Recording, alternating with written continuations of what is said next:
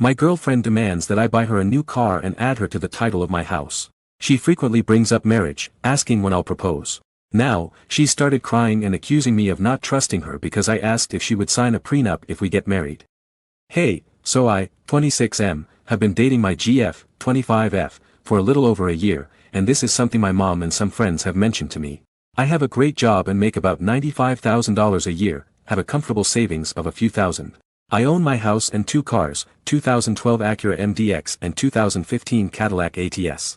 I also make $1,200 a month in rent. She currently works part-time at a bar. She has mentioned before about me adding her to the title of my house, to which I told her I would not as she doesn't contribute anything to it. I purchased my second car 2 months ago as the first one was paid off. I told her she could drive my old car, but she wanted me to sell it and use the money to help her buy a car for her. I also declined this request but instead offered to help her buy a cheaper car off buy and sell as I'm not sure how my new car would fare in the winter. She's gotten really upset about those 2 instances.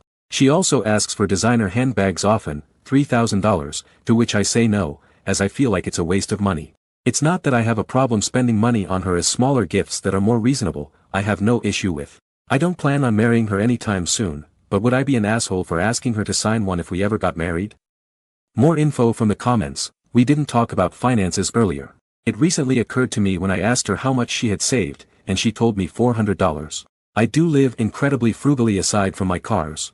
I actually bought the second one because she needed a way to get to and from work. She didn't like my offer of assistance in buying a cheap car from buy and sell. That's when I found out she has practically no savings. Yeah, she was my first partner for everything.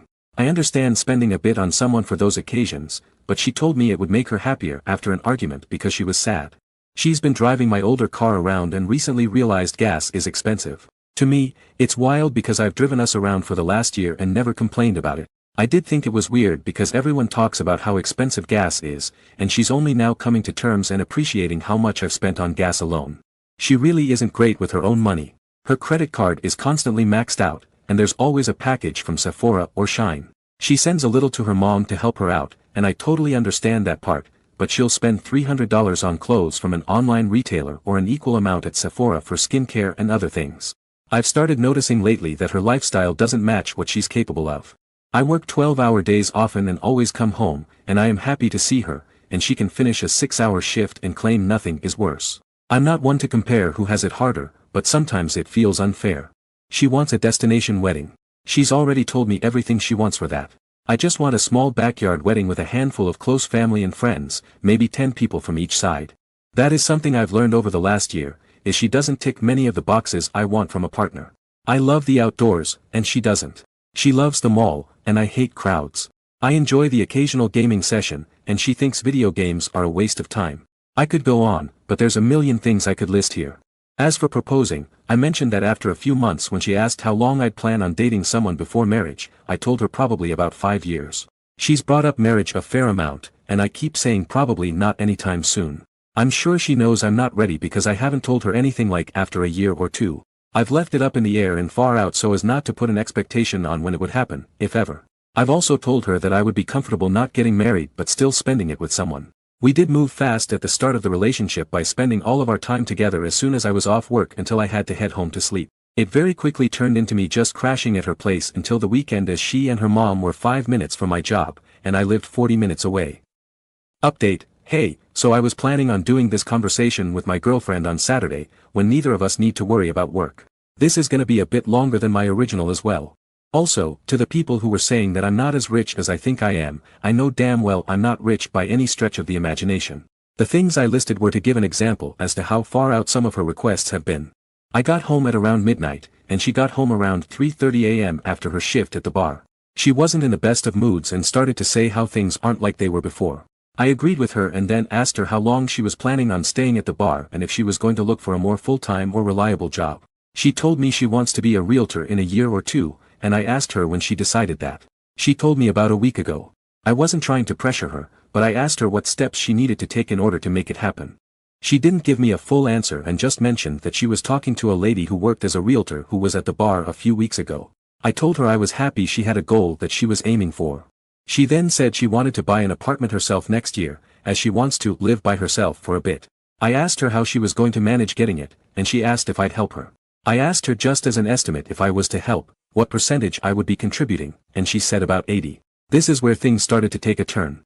I said I don't think that would be fair, as if she decided to sell it, the money would go 50-50ths. She didn't have anything to say to that, so I asked her, if you went out on your own and purchased that apartment, used all the money you worked for, and then I came in, married you, and left, how comfortable would you be selling it? She said she wouldn't be comfortable with it. I tried to explain that's how I felt with some of the things she's mentioned to me. She told me the guy is supposed to provide, and while I don't disagree with the statement, I thought back to a lot of comments on my last post from some ladies who were saying they make more than their husband and were for the idea of the prenup, not because he couldn't provide but as asset protection. I also told her that some of her previous comments, such as being on the deed to my house and me selling my car to buy her one, made me uneasy.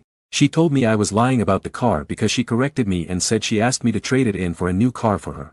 This is where I asked her, what do you think of a prenup agreement for if we get married? She started crying, saying I didn't trust her and that I was already planning on leaving her if that's what I had in mind. I told her that's not the case, we can both have one. I used a lot of examples people mentioned to me recently, such as her winning the lottery, getting a great job, or receiving an inheritance.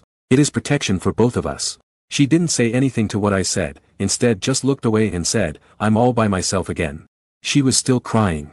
She asked if I would have asked someone who made more money than her to sign one as well. I told her I don't think I'd get married without one at this point. I brought up how the number one reason for divorce is rooted in finances, and we don't see eye to eye on anything in that field. She asked what I meant. I asked her how much she's seen me spend on myself in the last year, and after a minute of thinking, she said almost nothing. I asked her if she has a closet and drawers filled to the point they don't close or open right, why she kept wanting new ones. She told me it's for her mental health, then asked me if I even cared about her mental health.